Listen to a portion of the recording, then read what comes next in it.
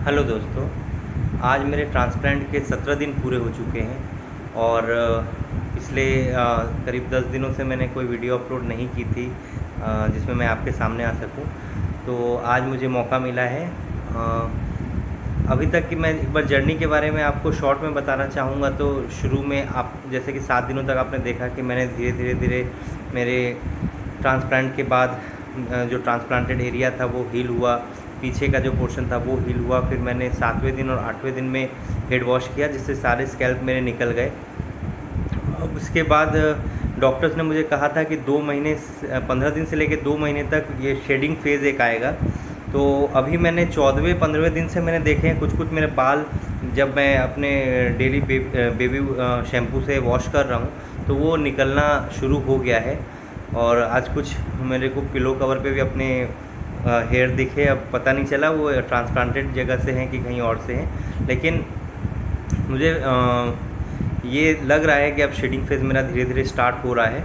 दूसरा ये कि मुझे थोड़ी डैंड्रफ की भी एक लग रही है, कुछ वाइट मेरे सर पे डैंड्रफ जैसा दिख रहा है पिछले 2-3 दिनों से। दर्द का दोस्तों ऐसा है कि मेरे इस ट्रांसप्लांटेड एरिया में अभी तक मुझे यहाँ पे नमनेस दिख रही है, यानी अभी तक आज 17वां दिन हो गया और अभी तक ये नमनेस है। और कुछ एरिया में जहाँ नमनेस ख़त्म हो रही है वहाँ हल्का दर्द छूने से पता चल रहा है। अभी मुझे लग रहा है जहाँ जिस एरिया से नमनेस जाएगी वहाँ हल्का पहले थोड़ा सा दर्द रहेगा और उसके बाद फिर वो ठीक होगा। पीछे के पोर्शन में सोने में थोड़ी अभी भी दिक्कत हो रही है, थोड़ी हल्की जलन सी है। ग्रेजुअली ये बहुत धीरे धीरे ठीक होती जाती है। मैं डॉक्टर्स के पास गया था तो मैंने बोला था कि अभी जो पेन है उसके लिए मुझे कुछ करना है क्या, तो उन्होंने कहा नहीं, अभी ऐसा कुछ करने की ज़रूरत नहीं है, ये ऑटोमेटिक ही दर्द जाएगा। तो अभी धीरे धीरे ये काफ़ी कंट्रोल में है।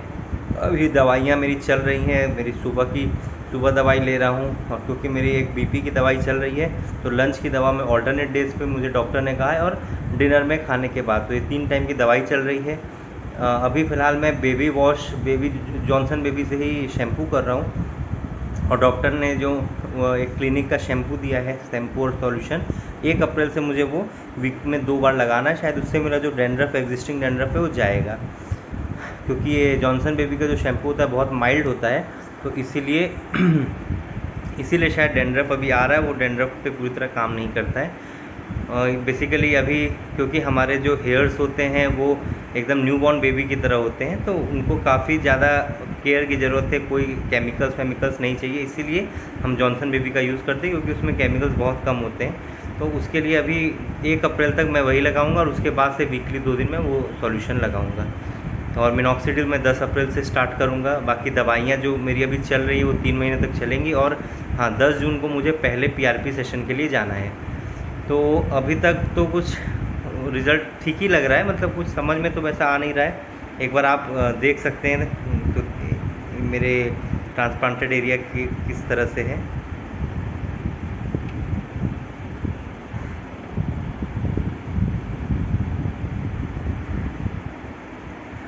बहुत लोगों को क्वेश्चन है कि मेरे इस एरिया में खाली जगह कैसे छूट गई है।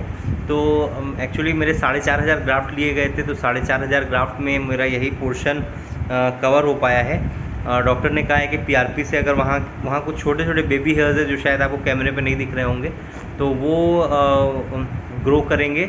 और अगर उसके बाद लुक सही रहा तो ठीक है, नहीं तो फ्यूचर में अगर ज़रूरत पड़ी तो सेकेंड हेयर ट्रांसप्लांट में प्लान करूँगा। I am not sure about that.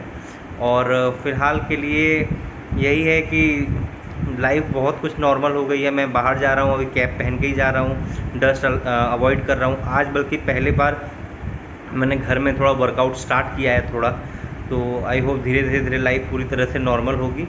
और बाकी हेयर ट्रांसप्लांट बहुत ही नॉर्मल प्रोसेस है फ्रेंड्स। मैं आपको बताना चाहता हूँ कि इसमें ऐसा कुछ भी नहीं है जिसके लिए आपको सेकंड थॉट रखनी चाहिए, और कोई भी दवाइयाँ या केमिकल्स इसको आपको रिग्रो तो नहीं कर सकते हैं, भले रोक सकते हैं। तो अगर आप बॉल्डनेस हो गई है, आपका सिर खाली दिख रहा है, तो hair transplant is only solution right now, और आपको इसके लिए जाना चाहिए। और ऐसा कुछ भी नहीं है जिसके लिए आपको सेकंड थॉट रखना है कि दर्द होगा या ये होगा, हर चीज़ बियरेबल है। हेयर ट्रांसप्लांट कराने के बाद जो आपको कॉन्फिडेंस मिलता है उसके बदले में ये दर्द कुछ भी नहीं है। तो मुझे लगता है कि अगर आप ऐसा कुछ भी सोच रहे हैं तो आप बिल्कुल जाइए और अभी काफ़ी सारे क्लिनिक्स हो गए हैं, टेक्नोलॉजी काफ़ी मॉडर्न हो गई है, तो 99% रिज़ल्ट आ ही जाते हैं अगर अपनी तरफ से हम कुछ केयरलेसनेस ना करें।